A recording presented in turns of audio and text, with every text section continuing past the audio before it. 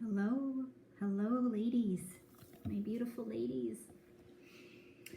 I am excited because there's a lot to cover here, and I'm just gonna flow through it like I always do. So if anything comes up along the way, let me know.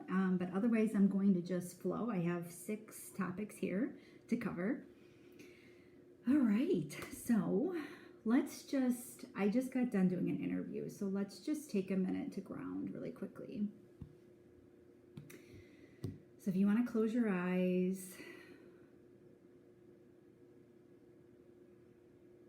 just coming back into your heart space.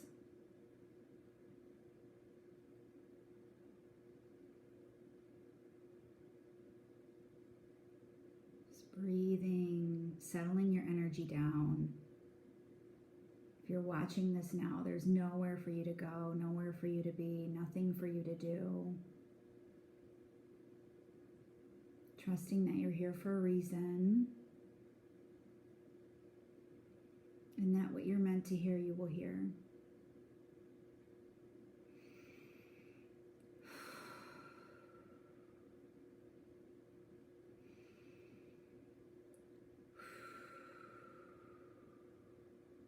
One more breath.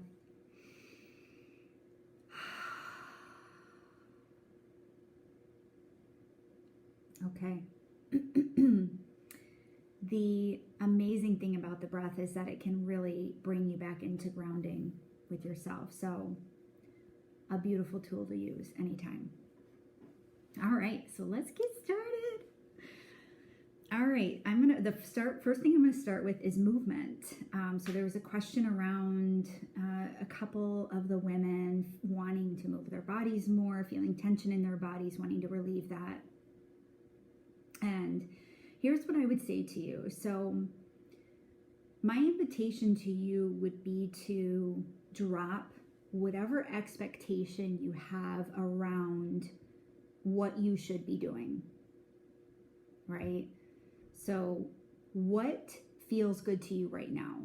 What movement do you want to do? What feels good in your body? I was doing CrossFit for a while, and when I stopped, when my membership was up, I felt completely exhausted. And there was a part of me that loved the CrossFit community and wanted to be there, and I wanted to continue because I thought if I stay here, I'll get strong and I'll have lots of muscles and whatever. And at the end of the day, my body didn't want that. My body needed something that was more peaceful. And so I took a lot of time off. I was just doing yoga for a little while. And now what I do, what feels good to me, is the Kundalini yoga practice that I shared with you guys and walking. That's what I do. And I'm not hard on myself at all about it because I know that's what my body is asking for. So my invitation to you would be asking your body what it needs. What is the type of movement that would feel good for you? Maybe it is getting up and jumping up and down and just releasing a lot of like tense energy, right? Maybe it is going into a yoga flow. Maybe it changes every day. You know? Moving into the next topic, even the consistency with energy, this is about following, which that's probably going to be a theme throughout the whole live here.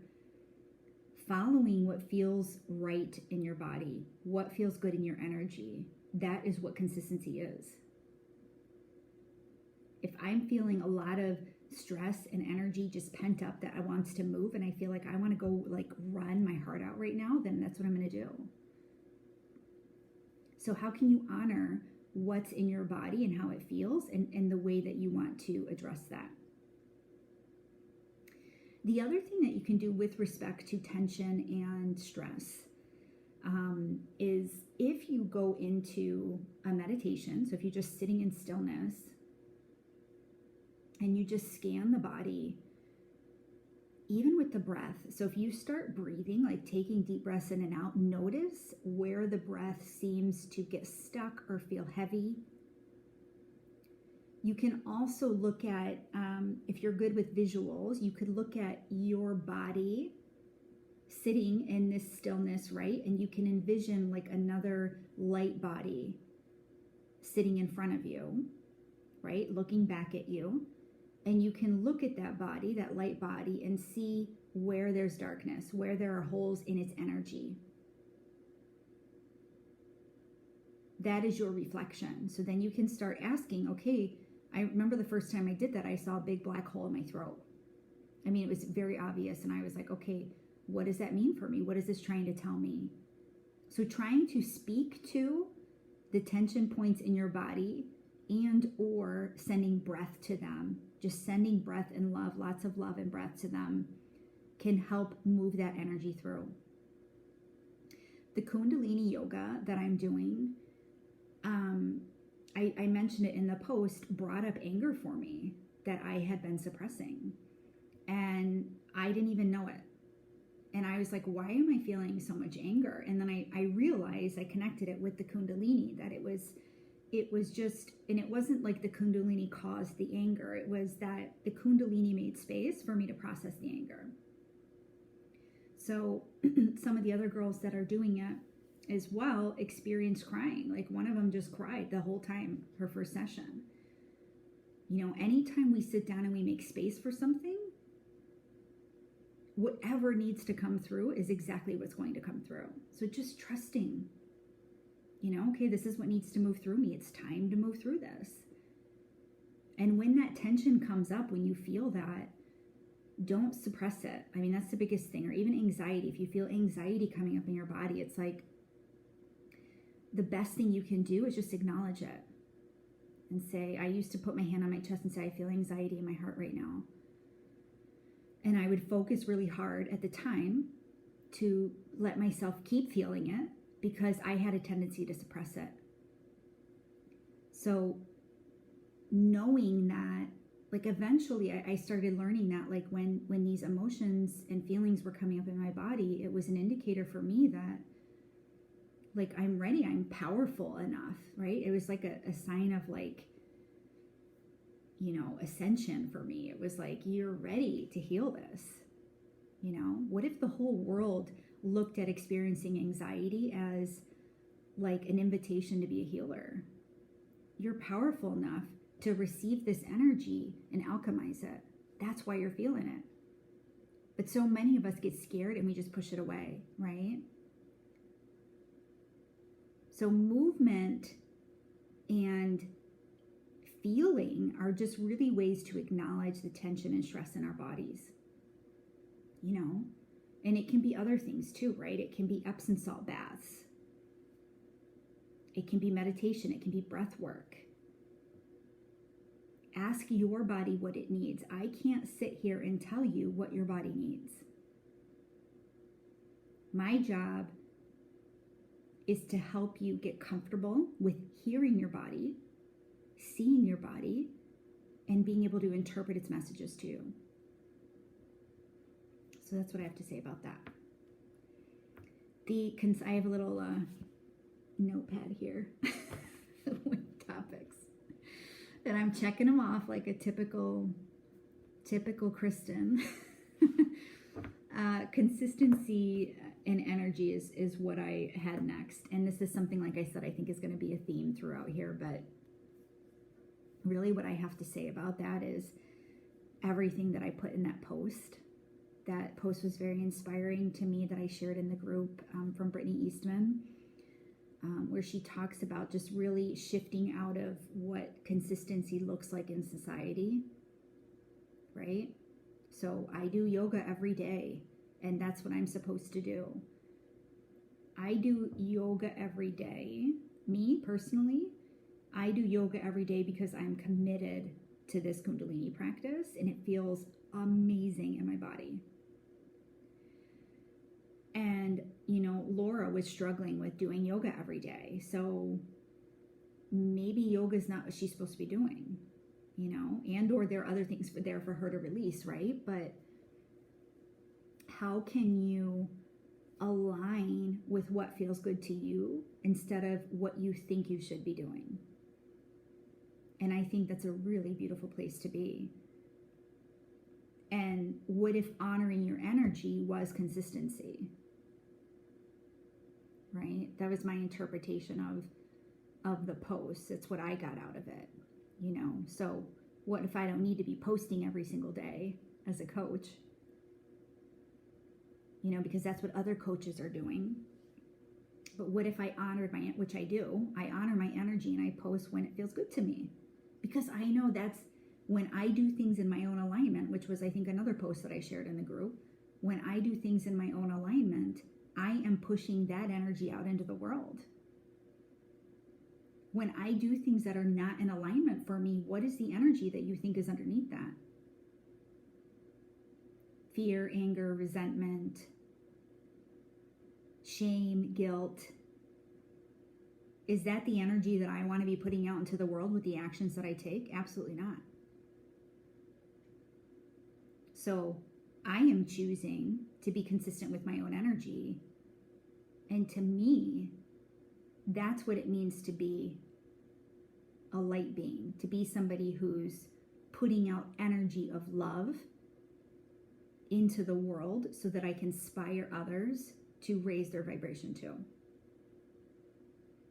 So that others can feel that energy. They can step into my energy and feel like, wow, like I want what Kristen has, right? They feel that aura.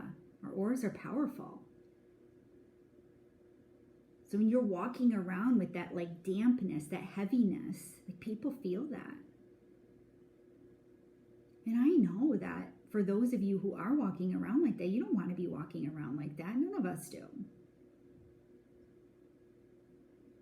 Nobody wants to be walking around under a dark cloud all the time. You know? How do you get out of it though? You start honoring who the fuck you are. That's what you do. Okay, next topic. Making time for self and kids. I put kids on this one, which I'm not a mother. I have a cat. She's going to be 16 this year, so I'm a fur mama. But I can't super speak to kids, but I wanted to tie this into here. So this is something that comes up a lot, especially for moms. Especially for moms. I feel like this is tied a lot to obligation, right? And the shoulds, a lot of the shoulds. Who do I think I should be in this world?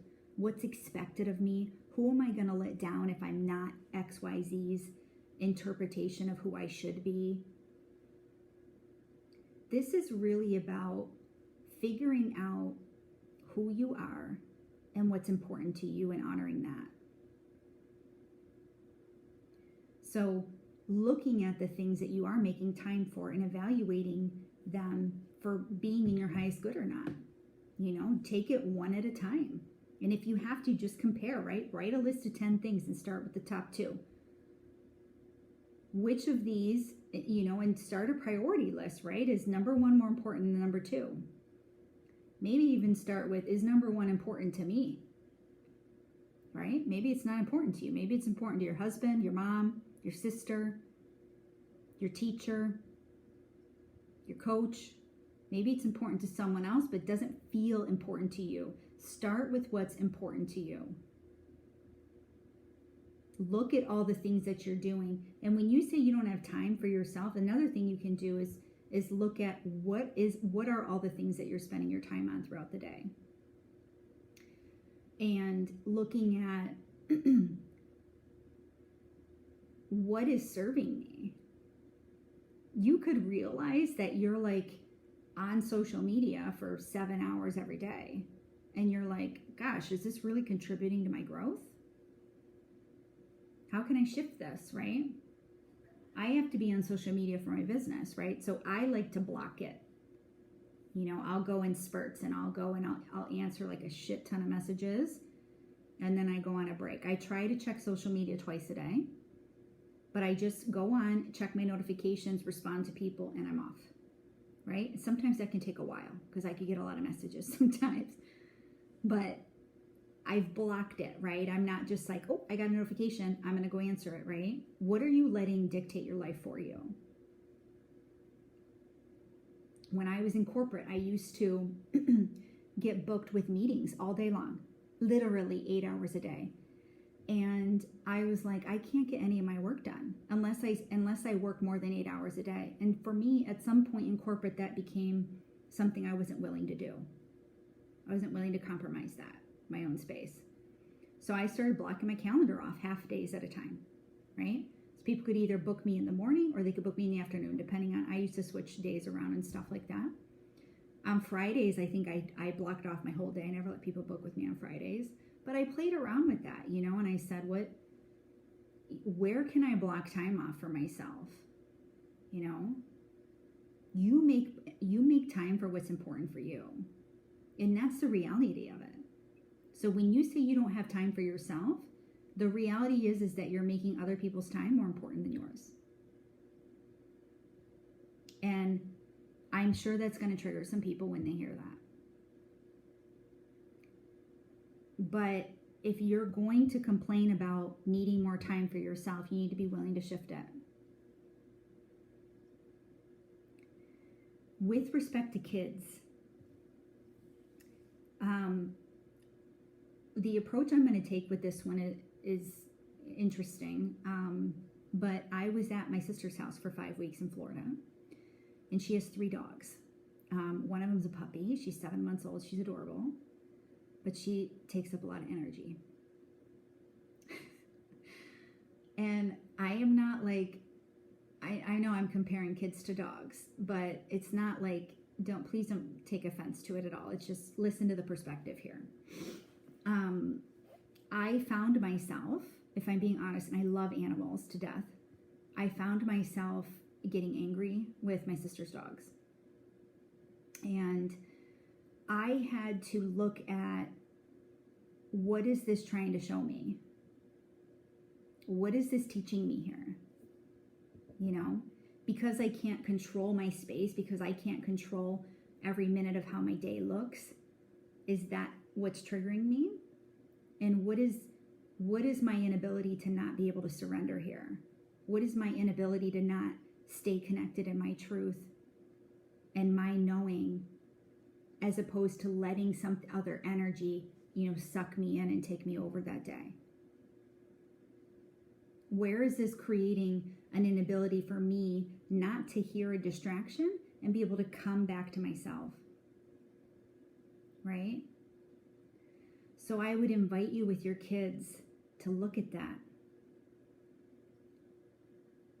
For the moms that feel overwhelmed by their kids, who feel like, they're, some of them, we're joking, but my kids aren't serving me, and it's like,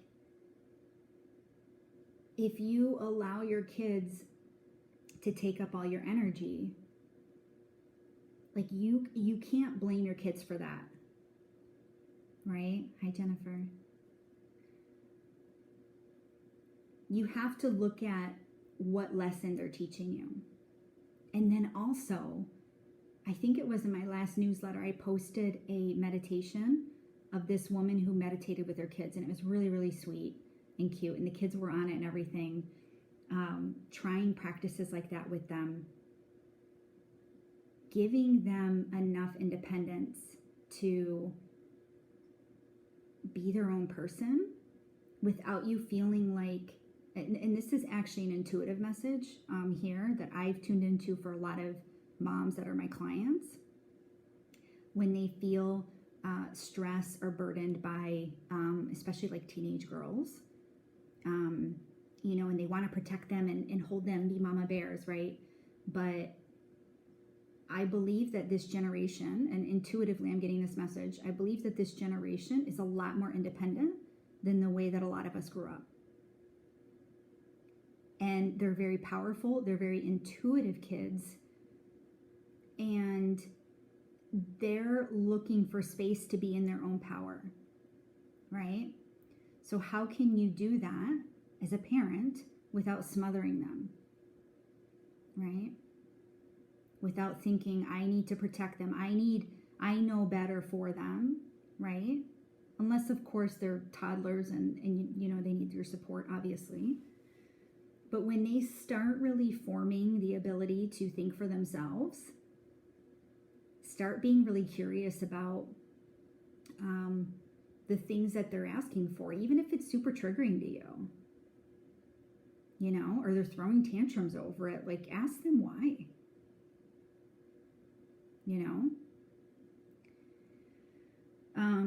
One of my intuitive mentors, actually,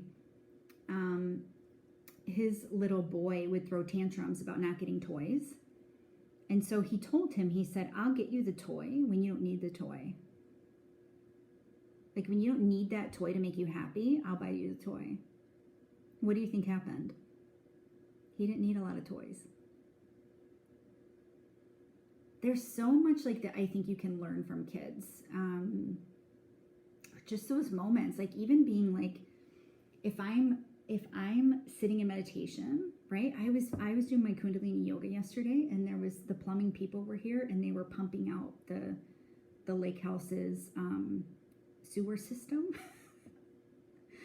So it was this god-awful noise, and I'm here, and I'm just like staying in my channel. I'm in my channel, I'm in my connection, I'm doing my yoga, I'm doing my thing. But sometimes, when I hear a leaf blower outside and I'm in the middle of trying to get an intuitive message, I'm like, what the fuck? Right?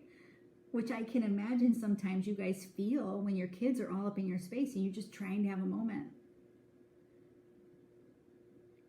So it's human. Like, let yourself be human. Normalize it. You're not a bad mom. You're not a bad human, for reacting to a fucking leaf blower. Like, you're not. Like, give yourself some compassion,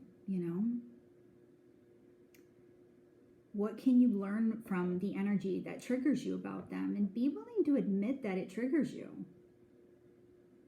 That's the first step, always, awareness. Then you can shift, then you can make changes about it.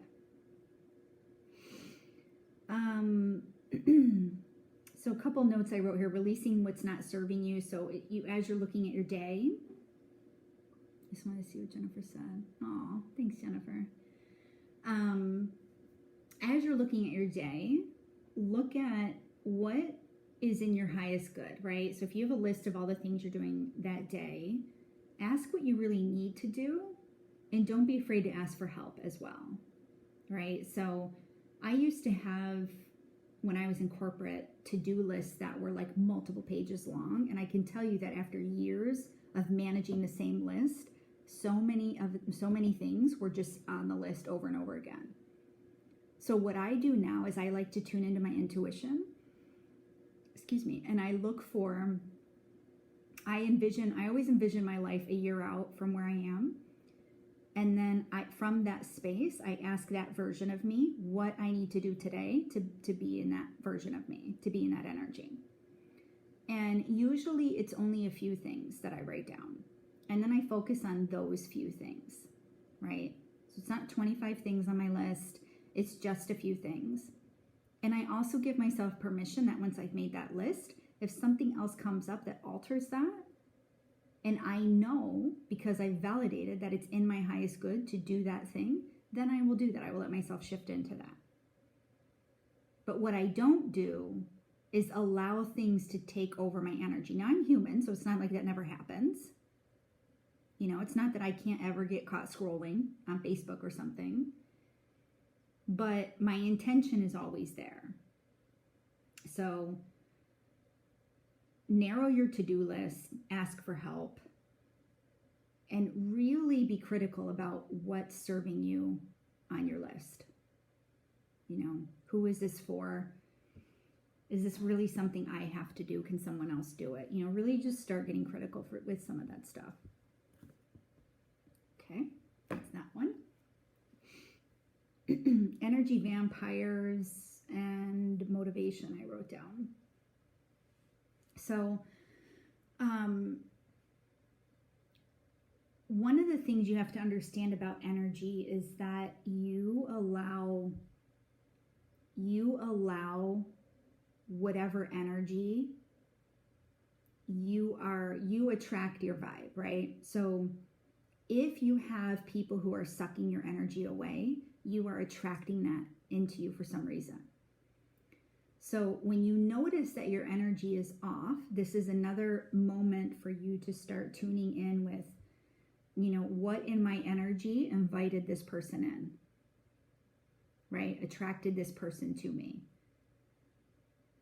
Maybe you wanted to feel like you were needed. Maybe you wanted to feel like you could help somebody. Maybe you wanted to feel like it was purposeful.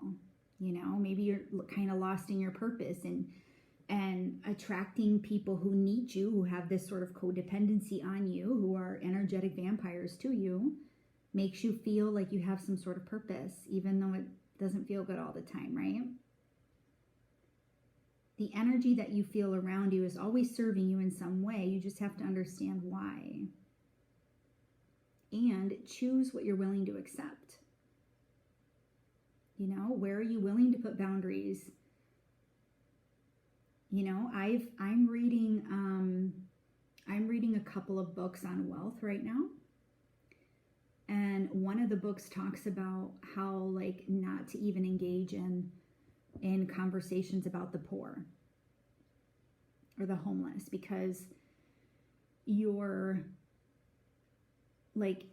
the homeless, and this might also be triggering for some people, but I believe that people who are homeless are because they have that energy in them, right? And they're attracting that to them.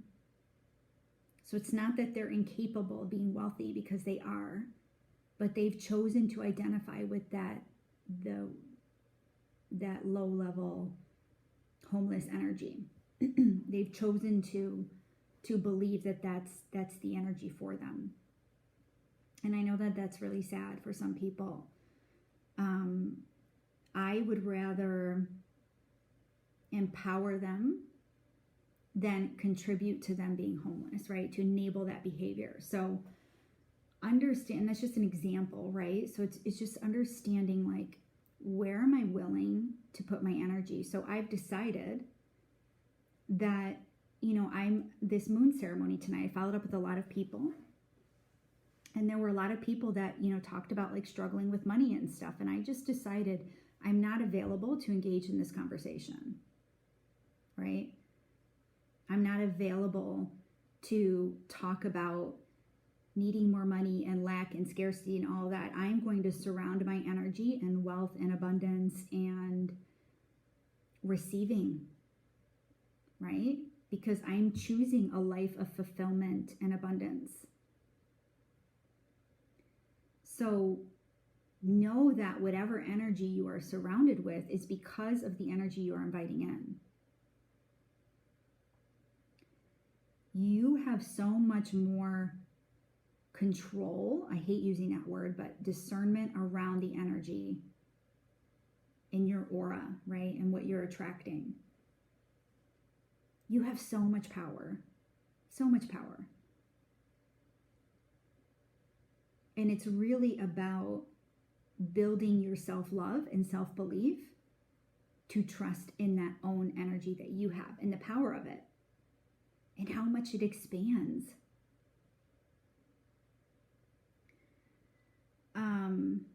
So the motivation piece, what do I want to say about that?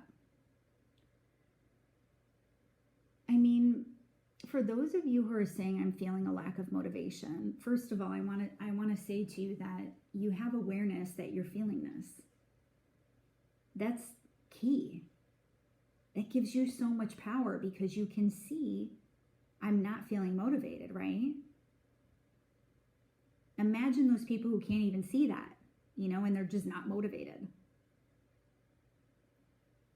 So recognizing that you're in your power, now what can I do about it, right? What choices do I have? A lot of times with motivation, it's about eliminating things in your life as opposed to just adding more things in, because oftentimes we're so overloaded that we need to release some things so we can make space, right? Because we have so much energy capacity. And when you're attached to lots of different humans, kids, parents, friends, whoever, right? You have these attachments to them. They're sucking energy from you. And then the energy you put into whatever you're doing for the day, your work, whatever, right? So it's What are those attachments, those energetic attachments that you can release to make more space in your capsule of energy so that you can start to utilize it in a different way, in a way that serves you in a better way. Unattaching from what's not serving you is huge. You don't realize, even like past resentments, all of that stuff, like forgiveness. Gosh, there's like so many things I could talk to you guys about. There's so much here, but this will at least get you started. Hey, Laura. So release those cords. If you've never tried a cord cutting meditation, look it up and try that. But know that if you feel you're lacking motivation, you already have your power, and now it's just about making a choice to take it further. All right, next up is negative self-talk, limiting beliefs, and fear. So let me check my battery. Oh, it won't show me. I hope my battery doesn't die. All right, I'm just going to keep going. So negative self-talk, limiting beliefs, and fear. First of all, one of the things I want to say about limiting beliefs, so I used to call them limiting beliefs, and I used to tell people I clear limiting beliefs as an intuitive coach. But a shift that I heard I just want to mention in this group is survival beliefs. And this comes from Mastin Kipp, and he says, none of us wake up and want to be limited, right? We don't wake up and say, what are all my limiting beliefs today, and how can I act in that way? You know, they're survival beliefs. They're beliefs that you picked up as a method of surviving, right? As a child, through your ancestors, through society. Somehow you picked it up as a means of survival, which resonates so much more as calling them survival beliefs as opposed to limiting beliefs. The important thing with negative self-talk, first of all, again, is that you know it's there.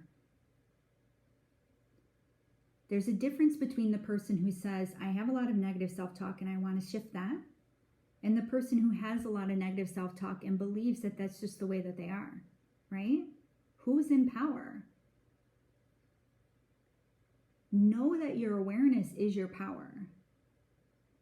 And I'm like, don't take that lightly.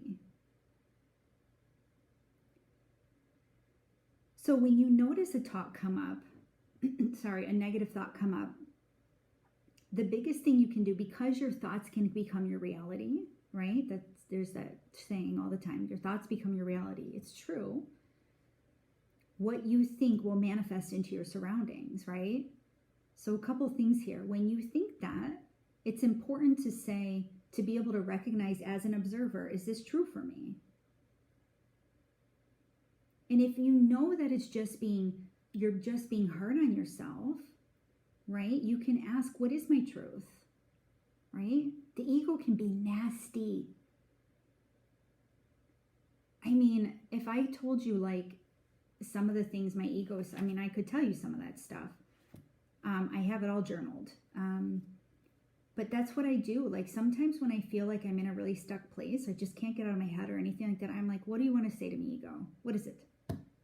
What do you want to say? You know? And I don't let it give me a 60-minute dissertation on how fucked up it thinks I am. I let it say something, and I'm like, okay, cool. What's the truth? And I just ask for the truth. Hey, true self, let me elevate and ask, what is true for me? Tell me the truth. And I know what's true because I feel it in my body. When the ego says things now, it's like I just roll my eyes and I'm like, okay, whatever. Like it's just an old belief, whatever. It's old energy. You know, maybe it's an attachment that I need to let go of, whatever it is, right? I'm choosing to just, okay, I see you, but now I'm going to shift it. Now I'm going to raise my vibration. So when I used to worry about like if a negative belief comes up, I might manifest that, but that's not the case. Like the truth is greater than the non-truth, right? Love is greater than the fear. So just always remembering to take the space to shift it into what's true for you, or to just ask for what's true for you, right? The awareness is already there. I already know that's coming in. Now, what is the truth? And another thing I think that's important before all of that is even questioning everything that you think. I've done that to the degree where I'm very clear on who I am now. And that continues to evolve and expand, which is amazing. But I've done it so much that I can just shift right into that truth, right? So for you, it may be like if something comes up, it's like you might want to examine it a little bit, you know, and start unpacking it and unraveling it. Where did this come from? Are there other beliefs I need to clear? Blah, blah, blah. The other day in the one wealth book I'm reading, I did journaling on all of my money beliefs that came from family or ancestors, religion, which was huge, society, and then my own life, right? And what are all these beliefs that came through? It was amazing. Like for all the clearing that I've done, you guys I've cleared all the years of my life, my areas of life, societal beliefs. I've cleared so much stuff. And I still wrote like all these lists of beliefs, you know? It's like, it's always there. You just get better at like just knowing this is not my truth. And then what is? And I'm telling you guys, like, doing this work, like shifting these beliefs is so big. Like my life progresses drastically from week to week. And it's because of doing this work. It's because of not accepting a lower vibration and saying, what is true for me? And being willing to shift that. And sometimes it takes time to, like, if I have something coming up that's holding me back, sometimes I will admit, like, I'll sit a couple days in it before I'm willing to shift it. But that time is just coming back. It just keeps shrinking, you know? And that's what this is all about, really. It's just about being able to integrate and shift. I'm telling you, your life will progress light years. Hard to wrap your head around ancestry beliefs, yeah. Yeah, for me, Laura, like what happens is when I have a belief come up, or even if I'm tuning in for someone else, I just know if it's ancestral or if it's theirs, it's just intuitively, I've just been able to just decipher that. And I think that just came with practice. I think it's helpful though when you're able to see that it is ancestral, because you're like, I think it takes a little pressure off you. There's so many carrying around so many of these beliefs, right? I think sometimes we can fall into like, gosh, like why do I have all these beliefs, you know, that are terrible and they're pulling me down, you know, and it can be a lot of pressure and make you be hard on yourself, at least for me. So I think it does help alleviate the pressure a lot when you can discern, like, where did this belief come from? I think that's a big deal. And then with fear, what I want to say is so much of my life has been about taking action through fear.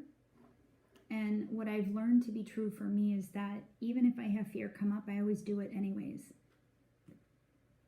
And most of the time, if you examine the way fears come up, it's not out of survival, like true survival, like instinctual survival, you know, like the house is on fire, I need to leave, that kind of fear. It's not that, right? That kind of fear is legit fear. Most of the time we experience fear because we receive an invitation to up-level, to raise our vibration, to shift our energy, to change, to grow, to evolve. And that's all that is. Fear is just expansion.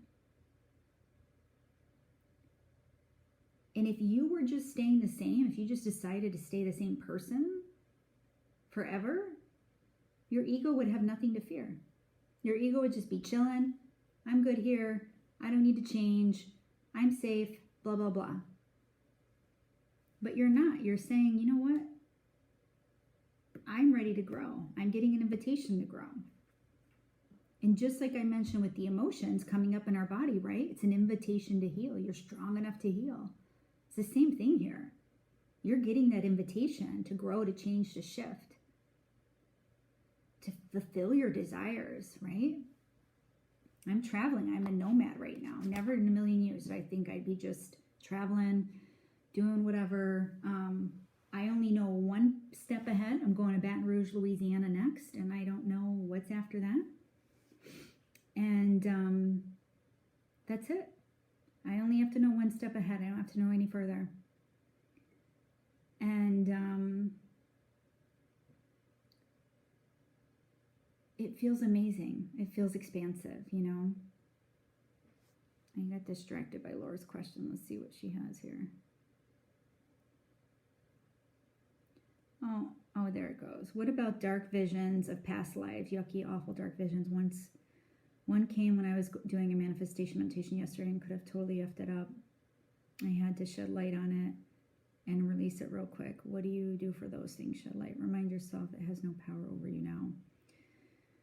It's so interesting, Laura, because dark energy is something that's been coming up a lot lately. I'm in this group, this like sister mastermind, and a lot of the girls have been talking about having dreams and like these visions coming through of dark energy. And I kind of disengaged from the conversation, and I realized like that night I had a lot of fears come in. I had fears that there were dark energies around me then, you know, so it was like creeping into me. And I was on my intuitive group. All of us get together every week, and somebody brought up like the collective energy that's dark. And so there is a lot of dark energy right now. What I would say is that I did tune into this, and I had some truths come through, which I can share with you separately. Mercury retrograde. I can share with you separately because I have to go back. I write everything down because I don't remember everything that comes through, but I could share with you specifically what came through for me around that dark energy. But I know that one of the things was to look at fear. It was related to fear. It's like, what is the fear that's trying to come up? And the dark energy just kind of like, you know, they say that you can get like different levels of intuitive messages. So, you know, there's like the subtle, you know, like the subtle hint, you know, and then there's like the, you clear and you saw, but you kind of ignore it. And then there's like the Mack truck comes and hits you in the face. That's like kind of what dark energy is. You know, I think it's important to remember that, again, I brought this up earlier, probably before you came in, is like the energy that's around you is the energy that you're allowing to be around you. So what is it in your energy that's allowing this darkness to be here with me? What is it in my energy that I need to clear so that that leaves, right? No, I don't believe that any energy can take over a light being. I don't believe that. So as long as you hold that belief to be true for you too, I believe that you can protect yourself from that and understand, you know, what is it, right? What piece of me, you know, what energy leak do I have that kind of let this in, right? And how can I seal that? How can I protect that? So that's what I have to say about that. Last piece, and this was a big one. I asked the group about, you're welcome, Laura. I asked the group about fulfillment, how they feel in their life. I got a lot of response on this question. And a big one that was answered was people feeling lost, uncertain, wanting more, but just really unsure of where to go next or what the next steps are. So I wrote down lost on path, who I am, dipping toes in, fulfillment, rejection, uncertainty, desiring more. This has been a huge part of my journey. And again, like inviting you to look at when you're feeling that sense of wanting more, desiring more, knowing that that desire is there for you because it's true for you. You know, you're being invited to take your path to the next level. You're being invited to expand. And so knowing that, like, I am being, like, it can be very frustrating because this is how I was in corporate. I was always wanting more, beating my head against the wall because every step I took never seemed to be exactly what I wanted, or I thought I wanted it, and then it was like time would pass and then I wouldn't want it anymore. And so I just kept chasing the thing, the next thing, the next thing, the next thing, the next thing. And so for me, it wasn't really until I stopped chasing the external things and started unraveling who I am and deciphering, like, what is true for me? Who am I? What do I love to do? Why am I here? What's my purpose? Doing all that work, like shedding all the emotions, getting rid of all that emotional baggage, getting rid of those attachments, the energy attachments. It's like clearing your space of all that energy that's not mine. It's like I purified my vessel. And I could finally see with clarity, like, this is who I am. And that's why one of my values is being unapologetic, because, like, this is who I am. And I thrive in being who I am, even if it's not well received by others, because I know that I can say some things that are pointed and triggering and direct to people. I know that I can do that. But I promise you, and I know all the ones who know me, know that it's coming from a space of love and curiosity and a true desire to help you find your own fulfillment, your own path. And that's what I had to do with myself. I felt lost too. But I promise you, if you continue to look outside yourself or ask other people to figure it out for you or whatever, you're not going to find your answers outside of you. They're all within you. Everything you need is within you. You just have to sift through all the garbage to be able to see it or hear it.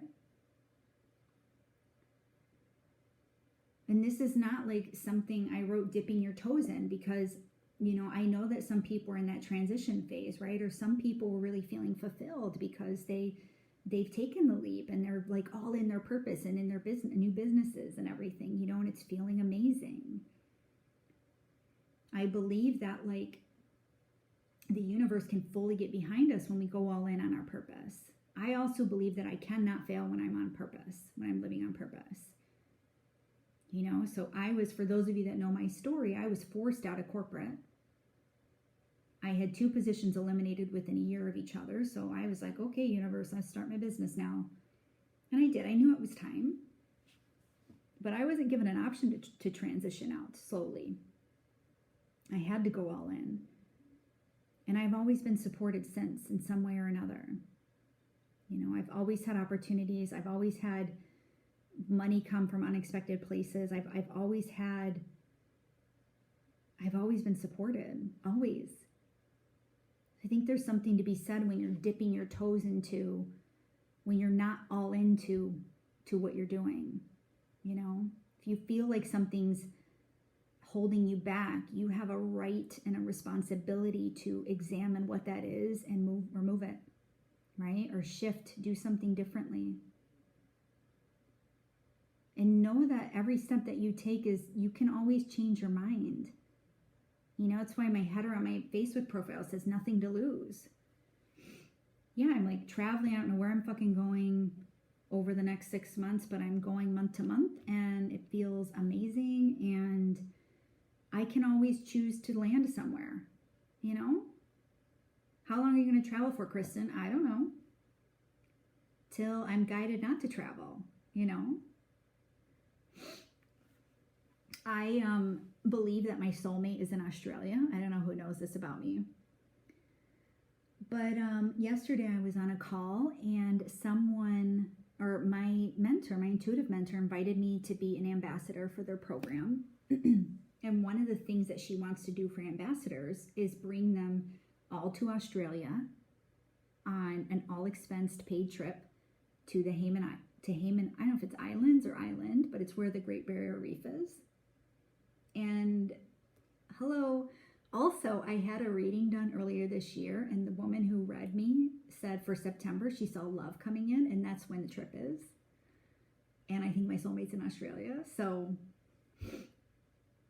I don't know why I got on that tangent, but I just feel like when you truly surrender to why you're here and like what your purpose is, you will be guided and supported along the way. You really will. I 100% believe that. And the biggest thing for you to do is to acknowledge that you're feeling off, that you're feeling, again, like this is a theme with this. You have that awareness. You know that you want more. You know that you feel lost. That's your power. Don't take it as like a fucking sentence or like, I'm doomed because I don't fucking know. No, like that's your power. Like that's your invitation to say, guess what? Like so-and-so, you're being invited to the next level.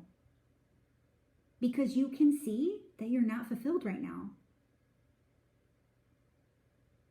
And I know, believe me guys, I know that like when you're in it, you can be beating your head against the wall. It's so frustrating because nobody seems to have the fucking answers. I get it. But because I'm on the other side of that, because I've gone through that, I can sit here and tell you that's your fucking power. That's where you get to say, hell yeah, like I'm one of the chosen ones. I'm one of the ones, and I'm not trying to say this in like any kind of elitist way, but I really want people to start seeing when these things happen, like these emotions come up, or they're feeling guilt or shame or lost, the negative self-talk, any of that stuff, when you are able to see it, there's so much power in that. And it's such a divine invitation for you to expand.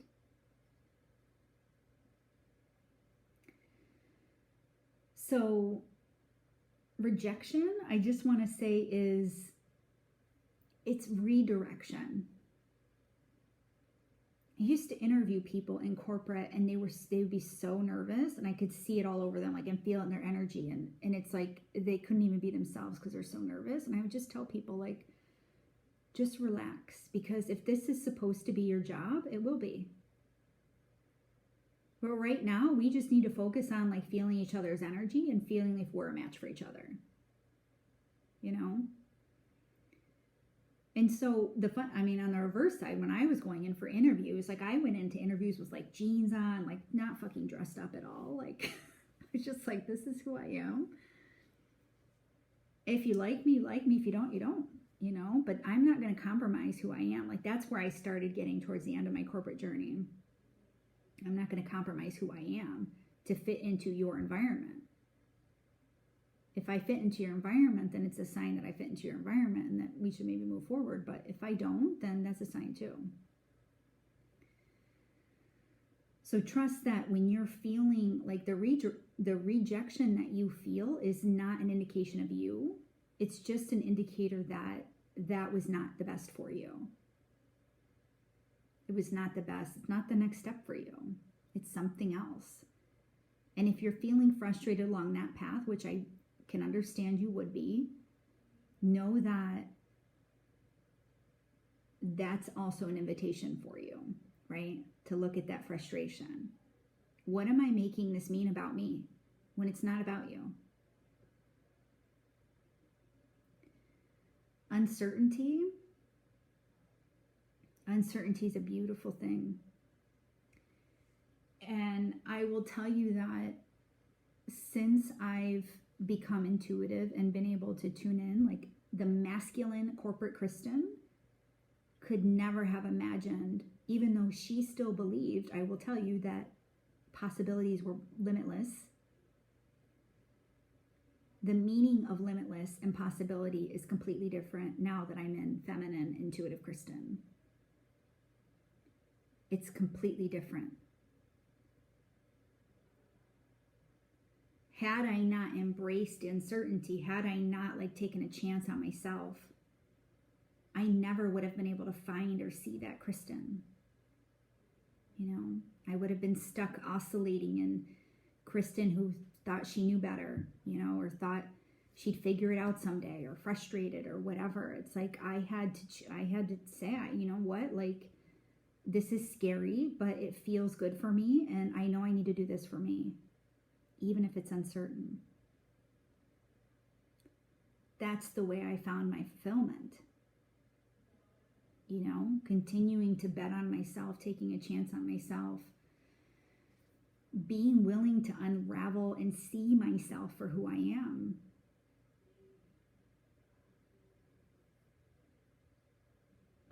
So many people say, I don't know who I am. They've lost themselves. Again, an invitation for you.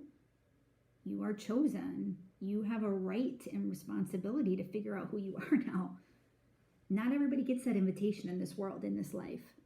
I promise you that. Not everybody is capable of doing the work.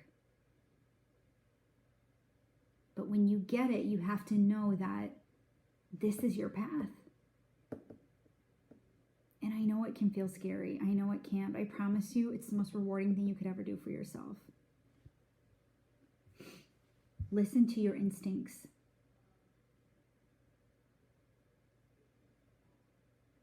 You're not lost. You're just in transition.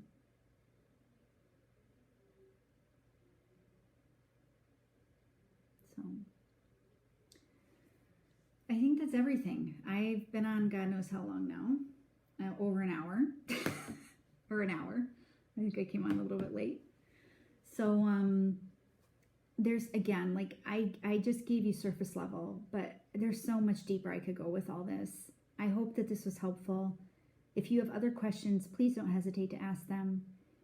Please don't hesitate to reach out. And as always, if you feel aligned with my energy, I'm happy to get on the phone with you and support you.